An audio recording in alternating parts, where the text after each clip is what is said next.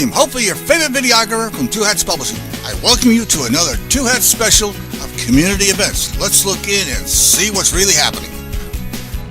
You know, we here on this continent, we experience all this crap that this company is doing, but you know, I was sitting here thinking we needed to hear from another continent, and we want him to come up and speak.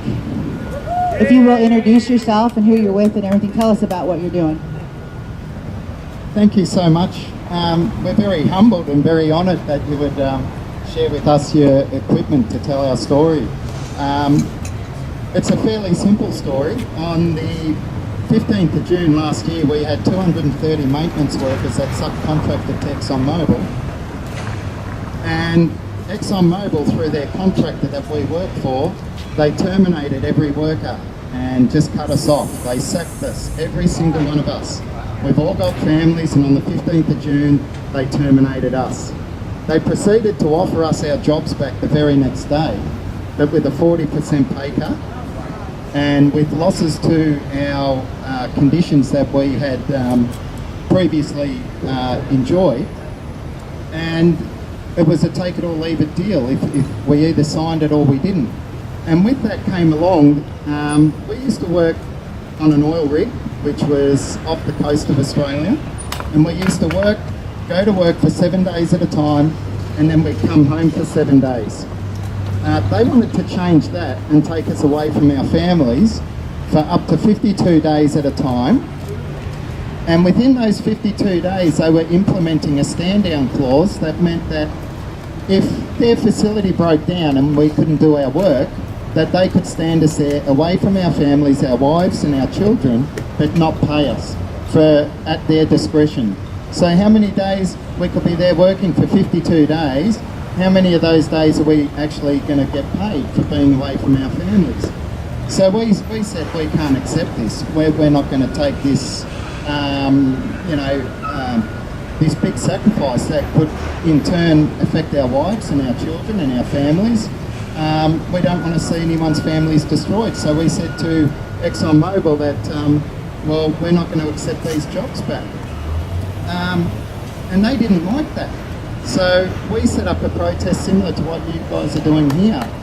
And we made a collective agreement amongst ourselves that, no, we need to fight back for our wives and for our children. It's unfair. And that's... So thank you, thanks so much. So we've been fighting this for 343 days. We've been standing on the side of the road for 343 days in the freezing cold, in the very hot, to ensure the same thing doesn't happen to someone else. Because we all know if Exxon set precedents and if we walk away, that this will filter down to every other company and they'll deploy the same tactics. And so we all go to work, we all work hard, and we've done a good job. We didn't want to cost them money, but yet they served us with this horrible deal that would take us away from our families on less pay, on less conditions, and we didn't think that was fair. So we're here to tell them that we're going to stand up and fight back. And the funny thing is, along the way, ExxonMobil, they've served us through the courts letters to ban us from their properties. We're not allowed to stand on their property, otherwise they'll charge us for trespassing. They've taken us to court and they've banned us from using simple things like a bullhorn. They've taken us to court over the erection of an inflatable rat. We got taken to court for that. And like we said, they've written a letter to us and said, oh, you've engaged in violence and unruly behaviour, which is not true. We've maintained a peaceful protest, exactly the same as what you're doing today. We set out and we've got an alliance with the steelworkers. And the steelworkers said, well, you need to tell your story to those guys in that building across the road. They organised and they shared our story with some other companies who thought, well, we've got shares in there and we want you to speak on our behalf because we think that our shares are at risk because of the way they're treating you. Would you go and speak to them and tell them your story? So we said, yeah, we'll go and we'll do that. Next thing you know, ExxonMobil sent us a letter saying we've been banned from the meeting because they're worried that we might engage in some unruly behaviour or something. So we got banned. My three brothers, so there's Dane there, Andrew and myself, we all got banned. And the reason we think that we got banned is we had one question to ask them, and if you wouldn't mind, I'll probably take it too long.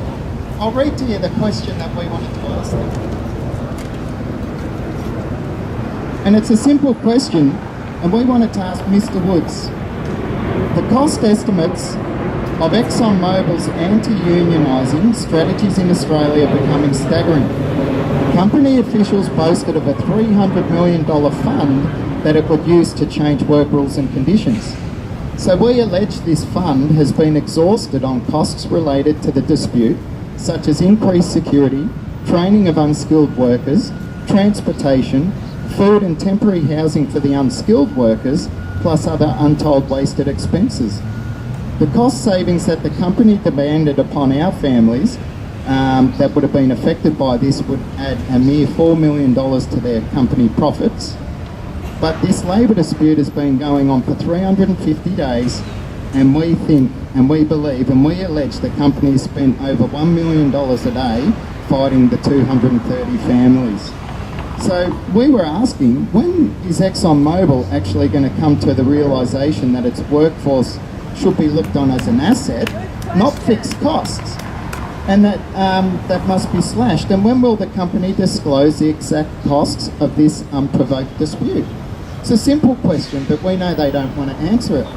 And where this ties in with you guys, because we also care about the environment, and our concern is that now they've got alternate workers that are not experienced out on these facilities, is that they're jeopardising these 40-year-old rusty old oil rigs out there that at any stage, the wall thicknesses of the pipes, we know for a fact they've worn that thin that at any time, without the experienced people, these pipes can blow out, which in turn means hundreds and thousands of litres of oil or gas released into the atmosphere or to the water.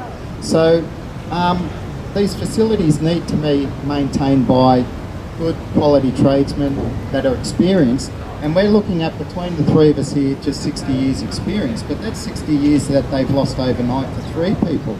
So if you imagine 230 experienced people that aren't out there, the facilities are at risk, and we don't want to see something happen such as Piper Alpha or what happened in the Gulf out here, which is highly likely.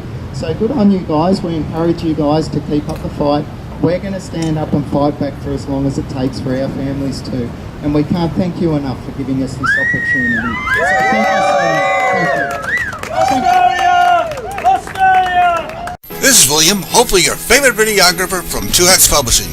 I hope you enjoyed this video. If you like it, please leave comments below, or like, follow, or subscribe to us and get notices of all our videos. We love it, even when you call.